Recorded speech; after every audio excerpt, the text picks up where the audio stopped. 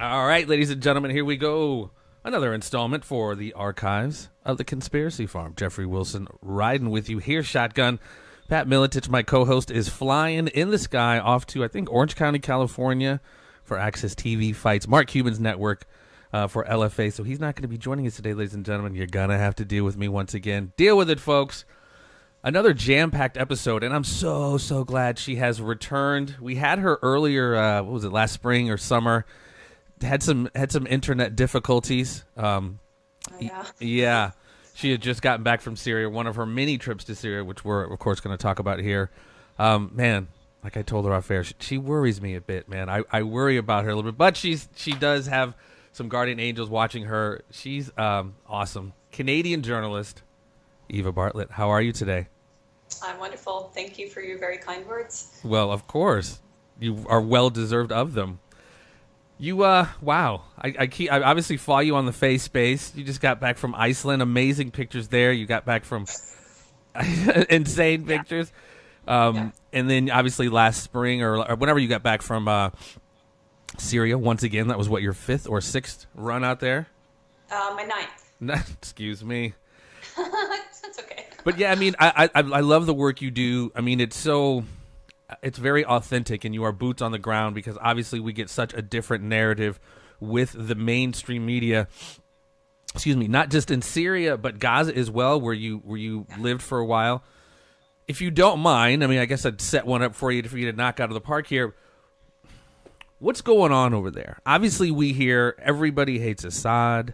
He's gassing his own people. But, I mean, again, the beautiful work that you do, you're there, you're boots on the ground with your videos, your cab drivers, your interviews with families who've been freed and saved. Talk to us about what we're hearing as far as the mainstream narrative on what's going on over there and what you've seen. Boots on the ground for the ninth time. Yeah, I'll preface it by saying two of my trips were with peace delegations in April 2014 and February 2015. The latter being with Ramsey Clark, who I'm sure you're aware of, was the former Attorney General and an amazing man, amazing anti-war activist. So very honored to have gone with him and Sarah Flounders of the International Action Committee or Center, and also Cynthia McKinney. That was a phenomenal 2 or 3 day trip. But the other times I've gone to Syria have been on my own. And I won't dwell on the organizing of these trips, but I will just note, because you did make a reference to corporate media, I'm fairly certain that when corporate media do deign to go to Syria, most of the journalists that go, everything's taken care of for them. All the arrangements, the visa, the travel, etc. And people, independent journalists and other visitors, activists that go to Syria do it on their own. And I think, there's a lot of planning that goes into it, and a lot of, for people like myself and my colleague Vanessa Beeley and other people I know we always do it very shoestring budget. I mean, which also lends itself to your credibility, because obviously if you're getting paid by a network, that tends to kind of skew the content or skew the narrative. Yeah, but the nice thing about doing things shoestring is that, for example, to go to Damascus from Beirut, I take a shared taxi. So right away, I'm meeting Syrians and interacting with Syrians. And usually I hear a ton of stories before I even reach Damascus. And I stay in a hotel in the Old City, which enables me to just interact with people randomly, people that I know. And since I've been going since 2014 and staying in the Old City since 2014, and of course traveling around the country, you mentioned, corporate media trying to convince the Western public that President Assad isn't popular amongst his people. And I realized there's a segment of ideologues that have their own Muslim Brotherhood or Wahhabi fanatical ideology that don't like President Assad, but they are a very small minority. And I swear, if you go to Syria, you don't have to take my word for it, go to Syria. You will meet Sunnis, you will meet Christians, you'll meet Syrians of all faiths that support President Assad. Yes, they have legitimate grievances with the government and they want change, but their issue was never with President Assad. And I can't reiterate that enough because, listen, Syrians tell me this every single time I go. And I know by now, it's like, yeah, I know. But they tell me this because it's important to them that people understand this isn't about Assad. And furthermore, people who might have been, not crazy about President Assad at the beginning, now definitely rally behind him. They see him as a unifier. They see him as the force that is standing up to these sectarian terrorists that had flooded their country and that have made their life living hell for the last 7 years. And I think since we're not there, it's hard for us to really understand the kind of hell you're talking about. Cities are being leveled, ancient cities are being leveled, families separated, hundreds kidnapped. I mean, what is it? What I write down, the torture, the kidnapping, the starvation. I mean, it's absolutely insane what's going on. And it just goes like what you had said, there's all these different sects and all these different ethnicities and languages living together. But over here, it's like, no, this is civil war. It's just absolute chaos. And again, I don't think we really get how horrible it's been over there. I think the last time we spoke, the 18,000 kids who've had their organs harvested. I mean, just the level of death and destruction over there is just, I don't think we get it. And the thing that really just, for lack of a better term, pisses me off is almost the inversion of reality. And we've seen it. WMD's Colin Powell with his little powder. I mean, manufacturing shit to go in and kill scores and scores of people. And then over here in the West, we're just, rah, rah, do it again, glass parking lot. It upsets me greatly. I mean, obviously you too, and your boots on the ground seeing it. It's just why we're so willing to just buy into another war like that is, it's crazy. Since you're asking about my own experiences, I would encourage people, I can send you the link, a blog post I did from one of my trips, which was actually 2 months in the summer of 2016. And during that time, I was traveling extensively around Syria. During that time, I went twice to Aleppo, which was still, the eastern areas were still occupied by Al-Qaeda and other terrorists, Noordin Azinki, known for beheading children, or at least one child. And in my travels, aside from going to Aleppo, I went to coastal areas like Tartus and Latakia and Jebel. And in those areas, it's notable. I mean, you want to talk about a civil war. These areas comprise Syrians of all faiths and from around the country, like millions of Syrians who are internally displaced. These are refugees that corporate media don't talk about. These are internal refugees, and they've gone to government-secured areas because they're getting away from the terrorists that are slaughtering them, that are imposing Sharia law on them. All the hellish things that these terrorist groups are doing to them, they don't want to be a part of it. So they fled to government areas and they rebuild their lives there. So this is another important point when corporate media likes to disdain people, whether they're activists or journalists or simple observers that go to Syria. They are disdained. The corporate media will say things like, well, they only went to the government areas. But in the government areas, you can meet Syrians from Deir ez-Zor, from Hasaka, from eastern Syria. You can meet Syrians from all over. And they will speak, most of them will speak honestly about why they fled. So again, that post, the updates from on the ground in Syria, I think I called it, from summer 2016. And I have, for example, an entry from going to an area in a village called Taouna. And Taouna is just less than a kilometer away from another village called Akrab. Now, Akrab, now I might have the date wrong, but I think it was December, either 2012 or 13. There were a massacre of civilians. There was a massacre of civilians in Akrab. Over 100 civilians killed. And so when I went to Taouna, I was able to meet some of the people that were able to flee Akrab. And this massacre, again, I'd have to check my notes. I believe it was the Free Syrian Army that committed the massacre. So going to Taouna, I was able to both talk with survivors of the massacre, some of whom their loved ones were still missing. So they were afraid to use their real names. I don't know if that's the same one I have here, August 2013. I'm going to massacre these names. Latakia, I think you said, in Baluta, 200 villagers massacred by ISIS, 200 villagers kidnapped. Yeah, no, this is a different area. This is in Hama province. Okay, so this is another one. Oh, yeah, there's tons of massacres. And at one point in October 2015, I wrote an article called Deconstructing the NATO Narrative on Syria. And basically, I looked at the various misunderstandings and myths, including whether or not President Assad has popularity, but also including the number of massacres. And I wasn't even able to touch on all the massacres. I just looked at some of the prominent ones, like the one you mentioned in Baluta, and other massacres committed by these terrorists.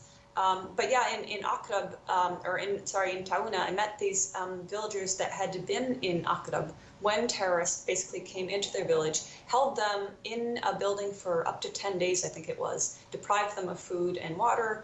I remember they said something about sticking their handkerchief out the window to try to collect rain, and they'd be shot at by the terrorists. Wow. And anyway, after that, then after being kept for around 10 days, then some of them were, 100 or more were massacred and others were kidnapped.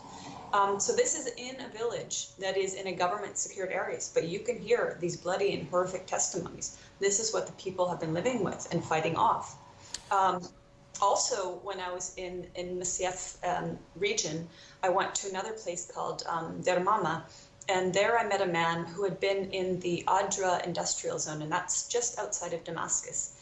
And now I forget the date, I'm sorry, but let's say 2012 or 2013, there was a horrific massacre there where terrorists infiltrated the Adra industrial zone, which had residential areas for the workers, and slaughtered people. There's an RT article with an RT journalist, a Russian journalist that was on the ground, and I think the article is something like slaughtered like sheep.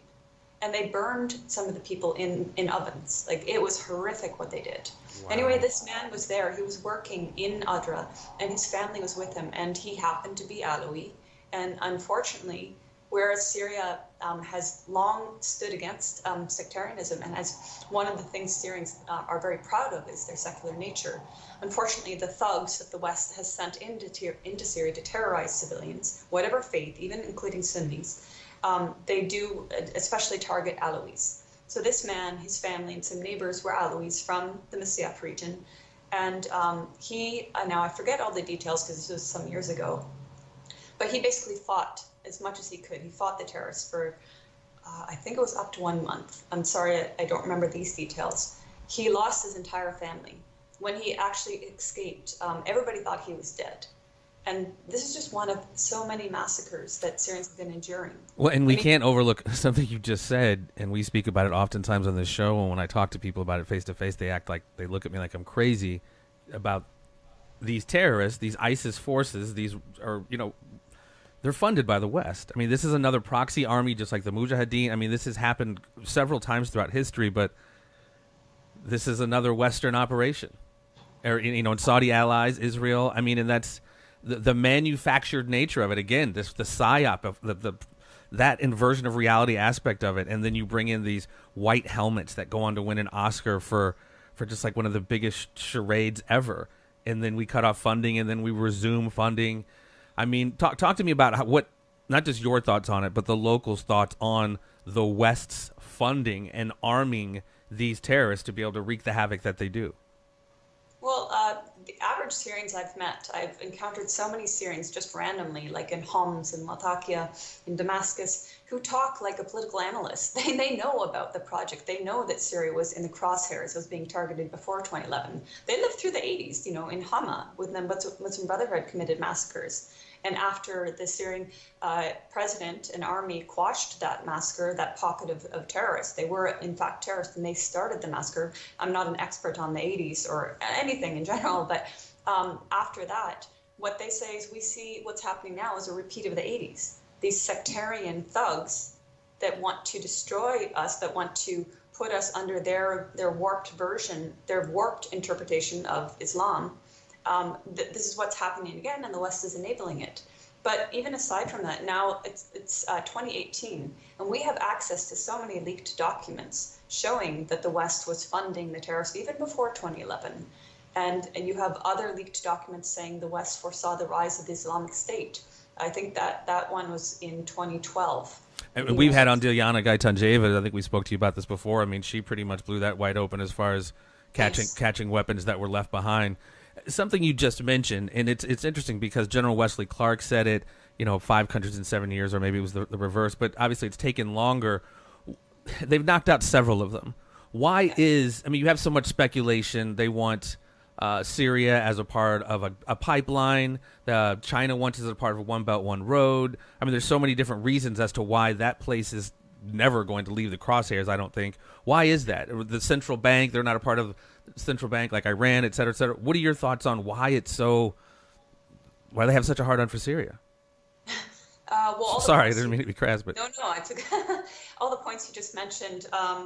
Also, Syria's support to resistance, whether it's Hezbollah or it's Palestinian resistance, its refusal to, Syria's land is occupied by Israel. Syria is officially, technically at war with Israel. The Golan Heights area? It wants its land back. And it hasn't capitulated to any of the demands of the West, of the Zionist NATO alliance. So that's another major factor. And America wants another presence in the Middle East. They already have Israel, but the more the better. And there's a number of factors. But certainly I think the points you mentioned too about, not letting the IMF in, not being, I think they're not a part of the international banking system. And they were completely self-sufficient before 2011. And, the Western sanctions on Syria, this is a crime against the Syrian people that very few journalists talk about. Now, my colleagues and people I respect talk about it, but corporate media won't talk about it. They won't address the reality and severity of these sanctions. They'll say, no, the sanctions they're just on Syria's leadership. But I know for a fact the sanctions are affecting the people. Like, they can't get the medical equipment they need. They can't improve the medical equipment they have or get the expertise to come in. They can't get cancer treatment medication. All these things are sanctioned by the U.S., by the Western countries, but primarily by the U.S. And just on my last visit to Syria, I met with the Ministry of Health, and I was asking specifically how is the health sector coping? And it is coping, and even the WHO prior to 2011 rated Syria's health system as top-notch, one of the best in the area. But over the years, with the combination of the war, the sanctions, terrorists blowing up hospitals like the Kindi Hospital, which was destroyed, truck bomb destroyed in 2012 or 13. And this was like an amazing anti-cancer and specialty hospital in Aleppo, and it served the whole region. It was destroyed. And I actually, just as a segue, but I met the former director of that hospital, and he said to me, he implored Western organizations, international organizations, when the hospital was first occupied by terrorists, to do something. And he was met with silence. And then he implored them for a reaction when the hospital was destroyed, and he was met by silence. Well, you got these certain organizations. I was going to ask you about how what role they play, like a USA Aid, which is often heard as being like a front for the CIA. So, I mean, they're probably not going to be too quick to help them out. Another, you're bringing up points that I was going to. Anyway, Zionism. You had said like the Zionist. Obviously, a lot of people have heard about Zionism, and I had a guest on around 9/11, and we were talking about that, and I wanted to make sure he qualified that because people have they want a shortcut to thinking. They hear a certain term and they just want to think it means X, Y, Z, or you're anti-Semitic or anti-Jew, etc. Talk to me, if you don't mind, just kind of, for lack of a better qualifying, what do you mean by when you say Zionism and the role Zionism plays in geopolitics and has for a very long time? The political ideology to basically invade and genocide Palestine for a state for the Jews is what essentially it was. But the original Zionist leaders weren't even religious Jews. And I'm really not an expert on this. I speak more from on the ground experiences, but I would say in general, it's a colonial project that took over Palestine that serves colonial interest, be they Britain and America, and also Canada. I won't negate Canada's role in supporting this project. So if you go back to I think it's called the Balfour Declaration or whatever it was, that gets into a lot of how that originated. Yeah, to basically hand over Palestine to the Zionist Jews that wanted to go and occupy Palestine. And there's always that grand chess game going on because you hear, of supposedly the Zionists or Israel created Hamas as that kind of another kind of proxy force against other elements of the PLO, I think it was. But I mean, there's always these kind of internal shenanigans that again invert reality. And I guess I could ask you, Palestine, what's going on in Palestine? I mean, it's been going on for a very, very long time, but looking at your work and looking at your posts and seeing other things on the internet, kids are being sniped. I mean, we don't hear anything about this here in the West. Children are being sniped, and it sounds like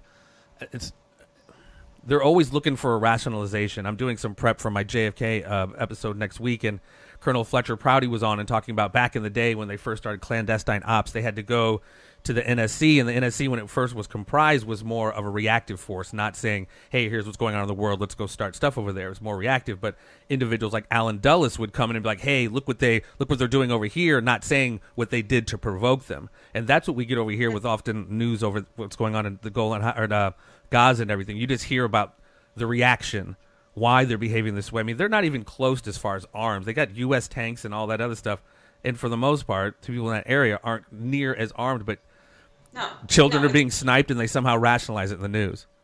It's a completely unequal playing ground, unlevel playing ground, unequal fight. The Israelis have state-of-the-art technology. They have. I'm not a military person, but I know they have 16s because I lived under them. They have drones. They have Apache helicopters. They have tanks.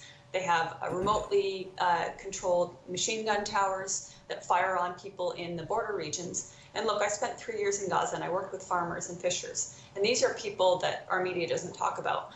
If we were to hear a headline about a farmer being targeted, it would be something along the lines of the Israeli Defense Forces, which they are not, retaliated against a suspicious terrorist or something like that. Look, I worked with farmers, and these are elderly, these are shabab, like young men that are working as paid laborers, and their families, including children.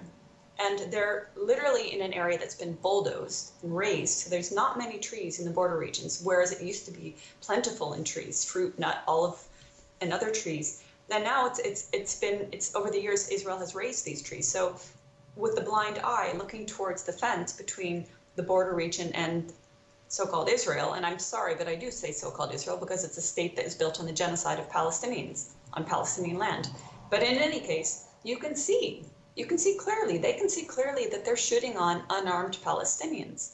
In addition to that, they have the technology. They're not using just their eye, they're using drones, they're using surveillance balloons, and they're using, whatever binoculars. So they can see very well that they're targeting unarmed farmers, and they do this daily, and they shoot to kill. They shot around me. As activists, we would stand there with the bullets flying around us. They shot around me and shot a young, at the time, a 17-year-old deaf Palestinian farmer who was literally working to support his family and whose cousin was shot in the neck and killed 3 weeks prior to that. Well, yeah, I mean, the American journalist, I think maybe she was Canadian. I forget she got ran over by a bulldozer or a steamroller. I mean, it was fairly underreported here, but I mean, it just defies logic, Eva, that we just don't get the depths of the darkness that's going on there. And if we always synthesize it through this, they're Muslim, you know what I mean? Like the cultural war that they've created, the East versus West, and the anti-Muslim stuff that goes around here, it's absolutely insane because whatever. But it's how it's so underreported, but yet it's so, I mean, the pictures you posted, the white phosphorus that's being used. So it was April this year that all the West and all the newspapers and all the so-called humanitarian organizations and Western leadership and Israeli leadership blamed Syria, blamed the president of Syria, blamed the Syrian army for having allegedly used a chemical weapon in Douma. Now, I know that's not true. And any independent journalist that's gone there knows that's not true. And Robert Fisk, who has a hate on the Syrian government, knows that's not true. And he went there and he talked with the Syrian medical staff there. And he concluded himself there was no attack. And the OPCW went there. The Organization for the Prohibition of Chemical Weapons went there and did not find the alleged nerve agent sarin that was alleged to have been used there. But in any case, at that time, Israel, the Israeli leadership, I forget which particular leader, it's probably Netanyahu, was pointing their finger at Syria and, crocodile tearing about chemical weapons having been used. When I lived in Gaza, I was living there during the war on Gaza in December 2008, January 2009. Israel used white phosphorus, and it wasn't used as a smokescreen. It was fired deliberately at civilian homes and at residential areas, at a school that was housing internally displaced Palestinians. And in the main hospital, Sheffield Hospital, I met a family. Half the family, I later learned, was killed by a white phosphorus shell. The other half were grotesquely mutilated by this chemical that burns till bone. It's not even supposed to be used, isn't it? Isn't it like against the Geneva Accord to use that? My understanding is that it's permitted to be used in non-civilian areas as a smokescreen. But as you know, Gaza is a tiny place. There's now 2 million people living there. Wow. It's like 40 kilometers long and at its widest point, 12 kilometers wide. And there is hardly a place that you could imagine would be acceptable to use white phosphorus since it's so densely inhabited. And I mean, and the destruction, what it does to people is so, there's really no words for it, because the pictures you showed were, I've even seen some of those before about, infants, and and you just don't hear about it. I mean, the last month we've all, and it sucks. The Khashoggi, the journalist what happened to him, that's messed up, man. But I mean, the list, I mean, what, 20? There's so many different journalists who've been killed, not just in Palestine, not just in Syria, but Turkey. And I mean, the list is absolutely insane, and we don't hear anything about it. All we get is the complete opposite of, it's crazy. The inversion of reality just really freaks me out, because the media, they're so culpable in this, and the power of the media in controlling people and controlling the narrative, which in turn controls people's perception of events, is so powerful. I mean, what you're saying right now just is so opposite of what we hear. Complete opposite. They're creating the narrative. They're controlling and creating the narrative. They're inventing things that never happened. I mean, another thing I've been doing on my recent trips to Syria is to really try to collect as many testimonies as I can about the early days in Syria. So on my first trip to Syria with the peace delegation, we went to Latakia, and I spoke with this mother and her son, Lily, and her son Stephen. And they were talking about April 2011 and how the LA Times issued a report saying all these things happened, security forces cracking down, blah, blah, blah. And she said she was in every single place, out doing errands, visiting friends. She was in every place that this LA Times report named, and she said none of that was happening.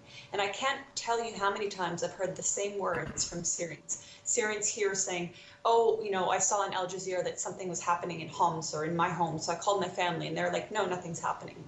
But more, when I was in Syria in May and then in September, I went to Dara, which is supposed to be the so-called birthplace of the revolution. And again, I collected many testimonies of people saying, no. The protests were not unarmed. They were not peaceful. They were sectarian. They were people that had weapons. They were shooting on security forces. And by now, 2018, it's not just me who's saying this. And I'm certainly not the first to have said this. There's a chorus of people, not corporate media, not mainstream, who have collected testimonies, who have done research. Sharmeen Narwani wrote an excellent article called The Hidden Massacre, looking at the early months of 2011 and how scores, like nearly 90, I think it was, Syrian soldiers were massacred. And who were they massacred by? Oh, she details the ambushes, that this is occurring at a time when all the Western world is saying, and Al Jazeera is saying, the protests are peaceful, they're uprising against the tyrant, when in fact, actually just recently, I interviewed 2 different Syrian doctors, and one of them was based in Saudi Arabia, and he was going to Damascus every 2 weeks, and this was in 2011. And I asked him the same kind of questions. What did you see? Were they peaceful protests, etc.?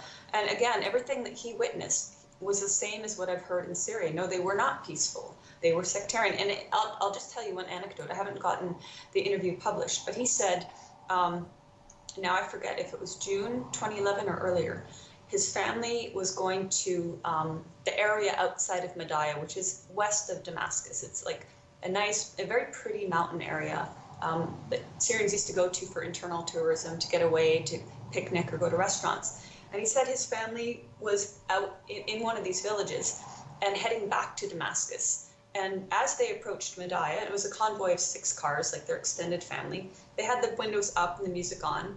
And suddenly they see an armored car and a Syrian soldier jump out of the armored car and run at them, waving his hands. And they couldn't hear what he was saying. They unrolled the windows. And he's like, turn back, there's firing.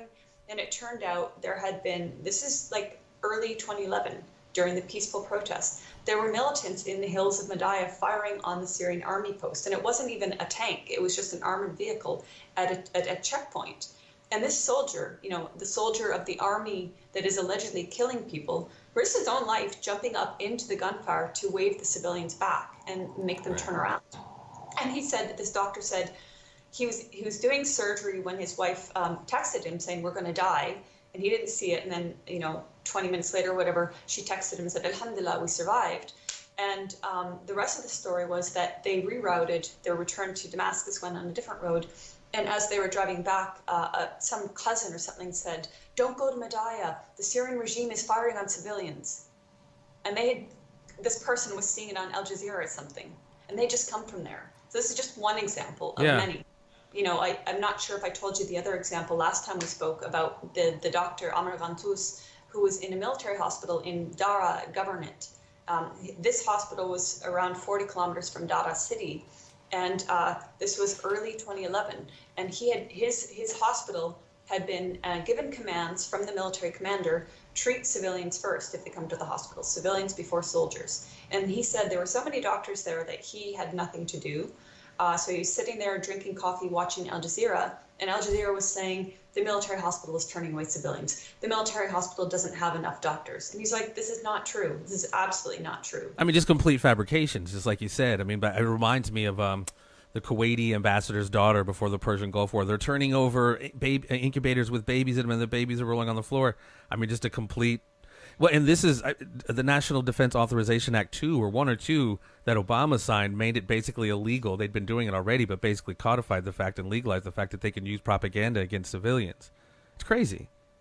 And it clearly it works. I meant that Omran Dagnish, I think we talked a little about him last time. That was a huge tool as well. Explain who that is a little bit if you can. So he was a young boy, a really gorgeous, cute young boy with a bowl haircut. And I think it was August 2016, this was at a time there was a lot of war propaganda around Aleppo because eastern and some southern and other pockets of Aleppo, eastern areas were occupied by Al-Qaeda and other terrorists. And the Syrian army was, there was a siege on these areas. The Syrian army was opening corridors to allow civilians to come out. But this incident was before those corridors anyway, but the army was fighting terrorism, these Al-Qaeda terrorists that were essentially holding the population hostage in eastern Aleppo. And around that time, in one of the districts in eastern Aleppo, there was a story that the Syrian or Russian governments had bombed a home, and this was the home of Amran Daknish, and that he was rescued by the valiant White Helmets. And the photo that went around the world was taken by a man named Mahmoud Raslan, and the photo showed this gorgeous young boy sitting in an ambulance looking completely stunned with bits of dust and a little bit of blood on his face. And at the time, many people theorized, people who were skeptical theorized that the entire photo was staged. And I was among them. I was very skeptical, like, oh, come on, is this for real? I mean, because I worked with medics in Gaza, so I know a medic would never just sit a child down, take photos, and not administer first aid, right? He's in shock, so you do something for the first aid. But he wasn't being given treatment, he was being photographed. And I remember seeing a clip, and he was sat there for like 10 or 15 seconds being photographed. So clearly medics were not involved in treating what was appearing to be a young wounded boy. But this photo was said to be the face of suffering in Syria. Now, as it turned out, there was neither a Russian nor a Syrian airstrike on his home. And I was in Aleppo in June 2017, and I had heard that maybe the family was still there. So I asked around, and to be honest, there was a person there that deals with the reporters, and she's like, nah, he's not here. I said, really, please, I've heard he's here. I really want to interview him. And as it turned out, the same day, he gave an interview. The father gave an interview to Syrian and some other affiliated media. So the next day, I pushed, and I was finally able to get an interview with the family. And the father, basically, his story, and Vanessa Beeley later on interviewed him as well and found out some other interesting details. But the father basically told me, there was no airstrike, I heard no airplane, I cannot testify to something I did not hear or see. There was a blast. He gathered his family into one room during the darkness, in the darkness, he gathered his family into one room. At some point, Amran, his young boy, went missing. And later on, he learned that Amran had been taken to a hospital. And he went there, and the story goes on that he maintains, again, there was no airstrike. And he was very upset that his boy had been taken from him, and he felt like his son had been used. They were trading in his blood, as he said. And he said that he was pressured from terrorists and media sympathetic to terrorists to tell their story. He said they tried to offer him bribes to get him to tell their story, to leave with them, and he chose not to leave. And also, at some point, I asked him about the Syrian army, and he's a total supporter of the Syrian army. And I have that on video of him saying, I saw that. Army protect Syria. So none of this narrative was followed up on by Western media, by that CNN blonde reporter, I think her name is Buldan or something like that, who literally stammered on reading her script, stammered saying how sad she was for Amran. And there's Amanpour that waved Amran's photo, I think in Sergei Lavrov's face, if I remember correctly, saying, look what you've done, look what you've done. None of those people have gone back to Aleppo, and they can, but they haven't gone back to, edit or correct their story. Yeah, exactly. So this boy was extremely exploited.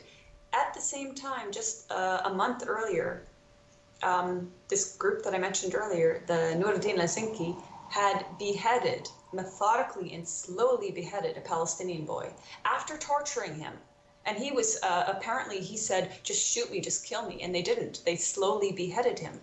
And the person that took Umran's photo is buddies with those exact terrorists who beheaded Abdullah Isa. Mahmoud Raslan, who cries for Syrian children, has grinning selfies with Nuruddin Azingi. And this is the person, and this is another point I just want to make before we move on.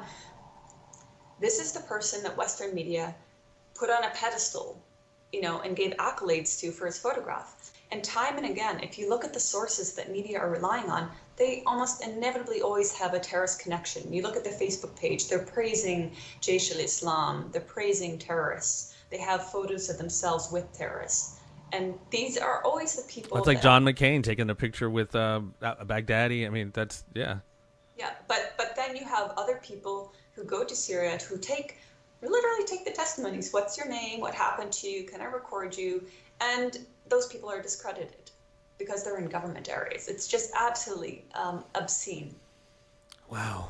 And just like you said, they just can fabricate it. I mean, it's so wickedly diabolical. And just like Yemen. Yemen is just like an extension of all of this. And just Yemen doing what they're doing with American weapons, from Saudi. Saudi Arabia doing it to it's absolutely crazy what's going on. Talk to me about Yemen. Another thing we hear barely anything about. I have to say I'm not that well versed on Yemen. I know the basics, that it's been warred upon and besieged by Saudi Arabia for, I believe it's 4 years. I'm really deferring to shout out some people now. I would defer to people like, there's a woman on Twitter, Soraya. She goes by Two Flames Burning. I can send you her Twitter handle. Marwa Osman, a political commentator who's on top of things. Vanessa Beeley as well. But basically, Canada is quite guilty of selling weapons to Saudi Arabia. And then periodically, Foreign Policy Canada on Twitter will tweet something about a human rights violation. And they're the ones that are enabling Saudi to massacre Yemenis. And now, the numbers, I'm sorry, I'm not more well versed in this, but I believe it's 17 million Yemenis are on the brink of, as is being said. They are starving. They're not on the brink of starvation. They're being slowly genocided, and it's of course entirely preventable. But to my understanding, it's impossible to get aid into Yemen. It's impossible to get into Yemen, period, unless I suppose the UN can get in. But it's a really completely preventable and utterly obscene. A tragedy doesn't even suffice. It's utterly obscene. It's genocide. Well, and it's so hard to describe. It's the same stuff that's going on in Palestine and in Syria. It's just we live pretty cushy lives over here. A lot of us, we just don't, especially with the media not even touching it. Somebody I had on a couple weeks ago. I've kind of tried to pivot away from the politics and the geopolitics because it could be freaking exhausting. And so I've always been fascinated by, ancient civilizations, kind of ancient history, ancient civilizations. And something that came up about the war in Iraq and even what's going on in Syria and the destruction of, things in Nineveh, that it's an archaeological war, that certain forces are going in and taking ancient relics or ancient tablets or things that lend itself to ancient history that might change the story on kind of the history of civilization and why we're here and things like that. Has there any conversation over there about things coming up missing? So I remember when the Iraq war started, like the library of kind of antiquity was just kind of looted, and I've heard that kind of throughout history of going in and taking out different the Library of Alexandria, another example, just burning certain records that are illuminating, if you will. Any conversation about that going on over there? I'm sure there is. Again, it's not my specialty, but I did meet with the director of antiquities back in I think it was 2014, so a few years now, to talk about the theft of the relics and the destruction of historical sites. And then there's the guy, Khalid al-Assad, I think his name was, the man who basically is responsible for having protected the relics in Tadmor or Palmyra, and he paid it dearly. Terrorists killed him when they took over Palmyra. But you take a town like Malula, which is an ancient Christian Aramaic-speaking town, and when I first went there, it was June 2014. It was 2 months after Palmyra was liberated by Syrian army, Hezbollah, and local defenders. And the damage was incredible. It was devastating what they did, these terrorists did to Palmyra, all in the name of liberating Syria and bringing, democracy. They literally, what they couldn't steal, they gouged out, if it was fabric, for example, or they burned, or they shot. They specifically were destroying heritage. They were also looting and looking for gold and valuables, but they definitely distinctly made it an effort to destroy the heritage there. That's why when I went back to Ma'lula this year, I'd been back once before that, I think it was once. But this year when I went back, it was September, and it was for the annual Festival of the Holy Cross. And now, I'm not religious myself, but I definitely respect people who are. And it was very moving to be in Ma'lula for this tradition, which is said to be nearly 1,700 years old. It has to do with finding the cross and sending a message to Constantinople. And so they lit crosses on top of mountaintops. And Ma'lula, I was told by a resident from Ma'lula, it's the only area that still does this ancient tradition. So this is like incredibly historic and moving. And the only time they didn't hold the Festival of the Cross was in September 2013, when Ma'lula was occupied by Al-Qaeda and other terrorists. So that's just one example. And I think it's a very poignant example that once Ma'lula was restored to security and stability, life went on and the ancient traditions carried on. And that can be said throughout Syria. Maybe not always the ancient traditions, but aspects of life return. As soon as Eastern Ghouta is cleared of Jaish al-Islam and Al-Qaeda, as soon as it was cleared this past April, right away people were working to rehabilitate the towns, to bring electricity, to make the schools functional again. Instead of being used as headquarters for the terrorists, the schools could be used as schools again. Right. Now, when we were talking about propaganda and child propaganda, I think we might have already talked about Donnell Abbott. She's one of the star icons of, child propaganda in Syria. The poor child has been exploited by her own family and by vulture media and the UN itself. But Bana, I think people know the gist of the story. She was said to be in East Aleppo when it was occupied, when it was being under siege by the Syrian military fighting against Al-Qaeda. And Bana was said to be tweeting, these disturbing tweets about how bad life was. And it turned out later that her mom, Fatima, admitted to typing most of these tweets. There's a whole lot of nuances with the Bana story. I saw one interview where, she clearly had tried, bless her heart, to memorize the script, and the interviewer was like, "What's your favorite food?" And she's like, "Free the kids in Syria, please." Like, okay. Yeah, it was save the children of Syria is what she said. Yeah, I was just like... Said, do you like the food in Istanbul? What's your favorite food? And yeah. She said, and then the mom translated what she should say. Right, so exactly. Then he asked her a follow-up question, how are you doing now? And she said fish or something like that. Yeah. But anyway, just in brief, with Bana, her own father, by all rights, seems to have been a member of, I forget the name of this one brigade, but it was a terrorist brigade, and they worked with ISIS, and he was working in a Sharia court in the eye hospital complex that was occupied by terrorists and turned into a headquarters and into underground prisons, dungeons.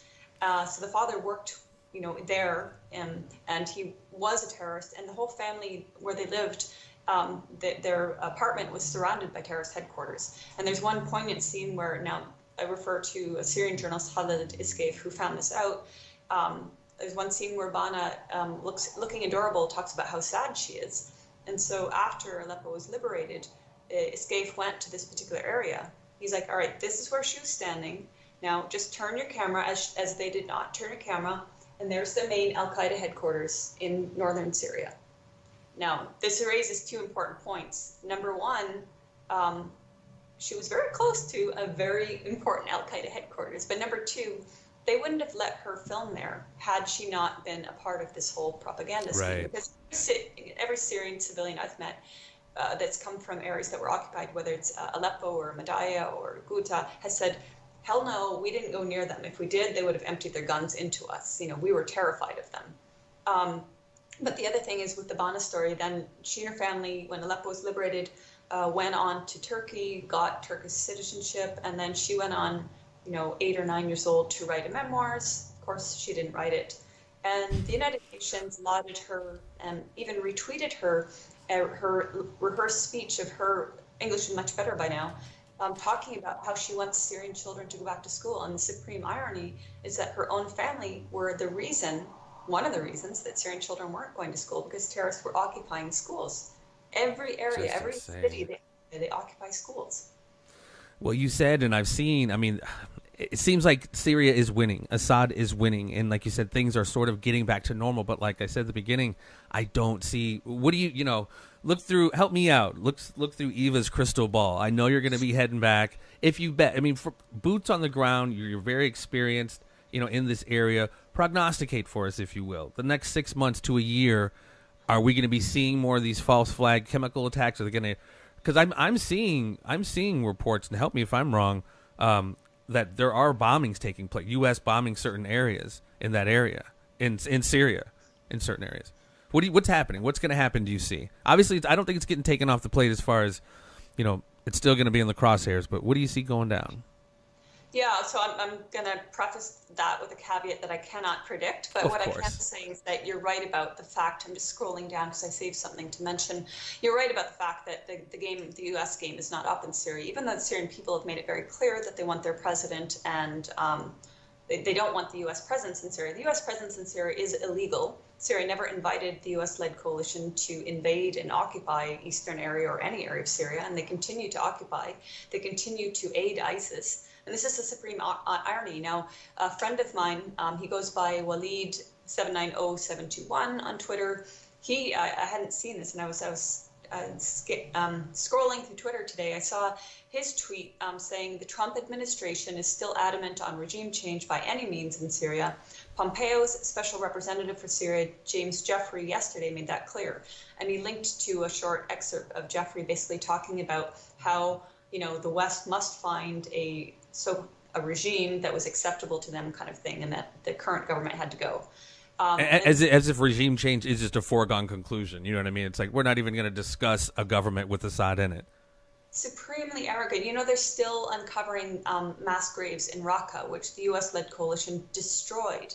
The U.S. is directly responsible for thousands, if not more, deaths of Syrian civilians, let alone deaths of Syrian soldiers. Now, there's an incident in, I think it was the Tharda mountain, I might be wrong about that name, in Deir ez-Zor, eastern Syria, in September 2016, when the U.S.-led coalition sustained a prolonged attack on a Syrian Arab army position for at least, if not more than 1 hour, killing untold numbers. Now, the number the Syrian officials put out is something in the 60s. But Tim Anderson went there and did an extensive report on this, and the number is much higher than that. I believe it was well over 100 Syrian soldiers killed in a sustained attack. It wasn't a one-off, oopsie. It was a sustained attack. The U.S. clearly knew, with all their technology, very well that they were attacking Syrian army positions, and after their attack finished, then ISIS took over that position. And I'm sure people are aware that Deir ez-Zor was besieged by ISIS. And so this is a very important position. It was in the countryside, but still an important position. And it isn't the only time that the U.S., it's certainly not the first and not the last time the U.S. has deliberately sabotaged the Syrian army in order to let ISIS advance. ISIS couldn't have taken over Palmyra had the U.S. not stepped back and let them traverse hundreds of kilometers of open desert. And more recently, the U.S. has on multiple occasions, according to Syrian media, has been using both white phosphorus and cluster munitions, both of which are prohibited use against Syrian civilians. And they're doing this repeatedly. Meanwhile, in Idlib, now I have an article, I forget the guy's name, but my last article for RT was about Idlib and the necessity for Idlib to be liberated of Al-Qaeda. Because, and I cited, I wish I could remember his name offhand, I could dig it up, but I cited even a U.S. official himself who acknowledged that Idlib is an Al-Qaeda hotbed, Al-Qaeda safe haven. And yet the way Western media is portraying Idlib, so Idlib is in like northern, not quite Western Syria, but northwest of Aleppo, corporate media is portraying Idlib as just filled with 3 million civilians. They're being, potentially going to be genocide by the Syrian army. But if we look at past examples, Aleppo, Ghouta, El-War, Homs, the old city of Homs, Dara, in each case, there have been reconciliation deals, there have been humanitarian corridors, there have been negotiations to transfer the terrorist groups out of the area in question, or if they're Syrian and not foreign, they can take reconciliation and lay down their weapons and go back to their normal lives. And I interviewed the Minister of Reconciliation back in June 2014. And at that time, it was already over, I believe the number was 85,000 Syrians who had taken reconciliation. So this is a hugely humane and effective way to bring peace and stability to areas. And so with regard to Idlib, the same offers have been made, but the terrorists inside refuse reconciliation, and they've come right out and threatened other terrorists, other so-called rebels, if you take reconciliation, we're going to slaughter you. So they're holding the civilian population hostage, and at the same time, they're firing on areas outside of their areas of control. So they're not going anywhere anytime soon. You know, I can't predict how that's going to play out. The Syrian does this narrative of, I'm sorry to interrupt, but does this narrative of Trump, you know, when he was campaigning, he was like, you know, Hillary and Obama, they make the terrorists, because he was kind of basically alluding to the West funding the terrorists. And so now this supposed defunding, which I don't think has happened, is this narrative supposedly Trump fighting the deep state, et cetera, or is he just going about things in a different manner since the cat's kind of out of the bag about the West and, you know, NATO funneling weapons? I really can't speculate onto that. I know some people would say, yes, he's fighting the deep state. And they would say, for example, in April of this year, when France, UK, and the US attacked Syria on the premise of attacking chemical weapons sites, you know, people that say Trump is fighting the deep state would say, well, they chose sites that were effectively useless, or right. Know, it didn't matter if they attacked. I disagree with that, actually, because one of the sites they attacked, like they fired over, I think it was 103 missiles, and one of the sites they attacked was inside of Damascus itself. So Damascus has millions of citizens, and the area they attacked was Berzeh, and it happened to be a facility that was, one of the things they were producing was cancer treatment drugs. And they were producing other sorts of things to be used in medicines, and this facility was completely destroyed. So I don't necessarily agree with this notion, but I'm not an analyst, and sure. I don't like to speculate about that. And Russia, what's Russia's role? Obviously, back to your question, what I will say is that there are going, by all rights, there's going to be another staged chemical attack. The Syrian and Russian, not just media, their intelligence have reported time and again seeing terrorists and the white helmets moving canisters or containers of chlorine, you know, from one area to another area of Idlib.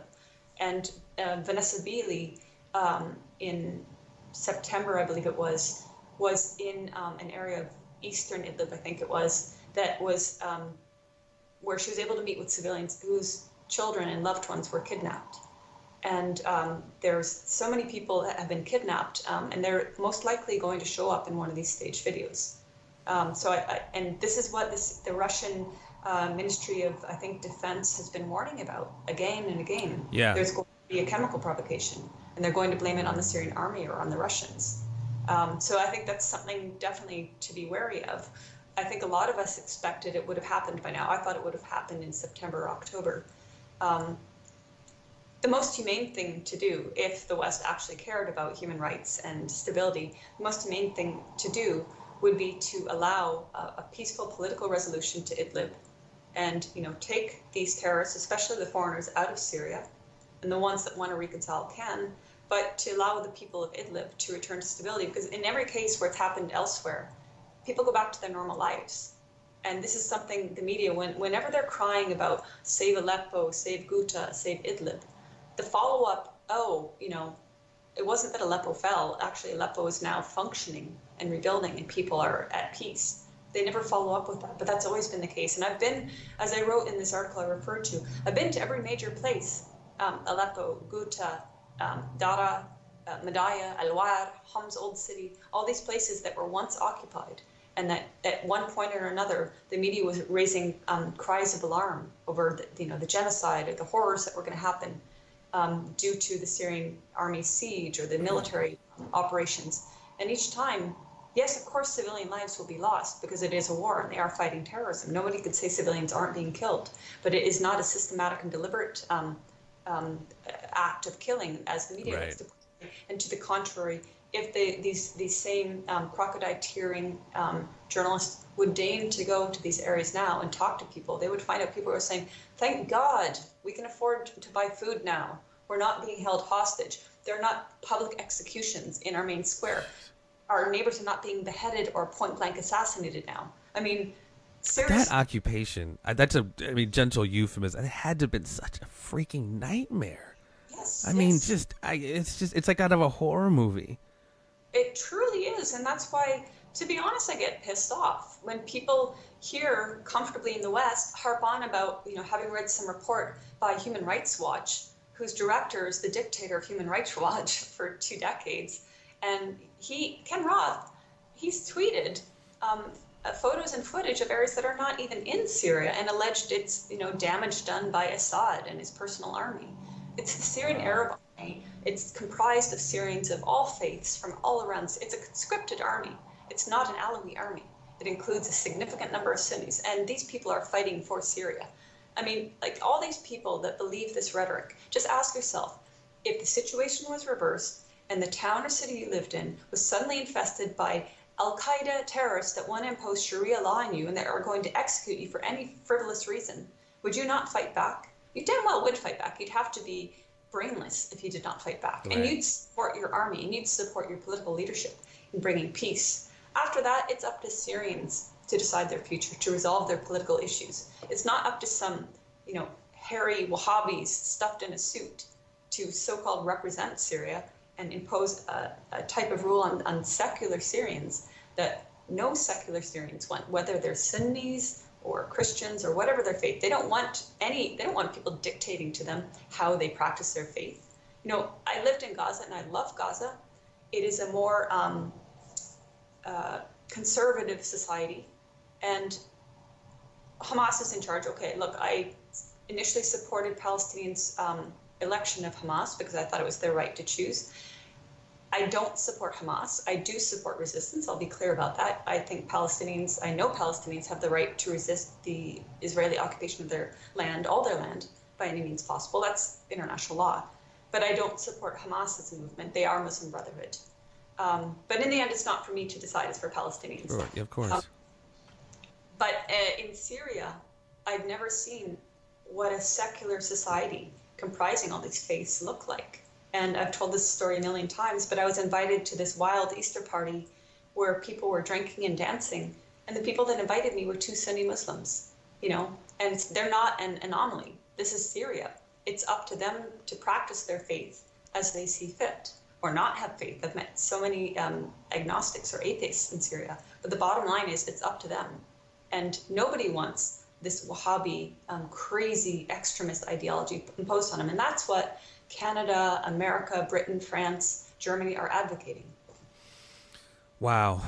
That's why I feel your work is so invaluable, because this kind of information, if you're listening, ladies and gentlemen, and thinking, wow, this is the complete antithesis of what I thought was going on or what I've ever heard, that's because it is. This is the absolute truth. And man, I can't thank you. I mean, I tell you all the time, not all the time online, but you're so brave. Like you said, we're so comfortable over here. People don't put their skin in the game like you have, and I can't thank you enough for it. You, Vanessa, the whole crew that really puts the boots on the ground, hangs with the people. I didn't know you were so fluent in Arabic. Listening to you talk with the cab driver, I was like, and you were a black belt in Taekwondo. Am I wrong at that? Did I see that online? Yeah, I've lost all I saw this. I'm not sure what kind of kick. I was like, check her out. I need to hear something about that. That's cool. So you can obviously take care of yourself while you're over there. But any plans to head back? Any time coming up? Yep. I'm not going to say the exact date, but definitely. Smart. Yep.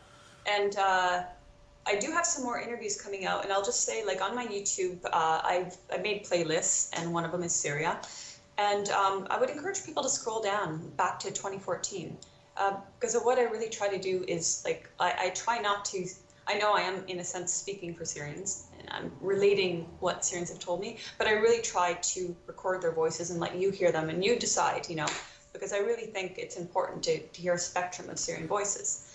So I'm still working on subtitling. I have interviews from Dara, people I met in Dara, that both in May and September. It takes ages to subtitle. I have another interesting interview with Mufti Hassoun. Now, I'll just say he's one of the most amazing people I've ever met. He's Syria's Grand Mufti.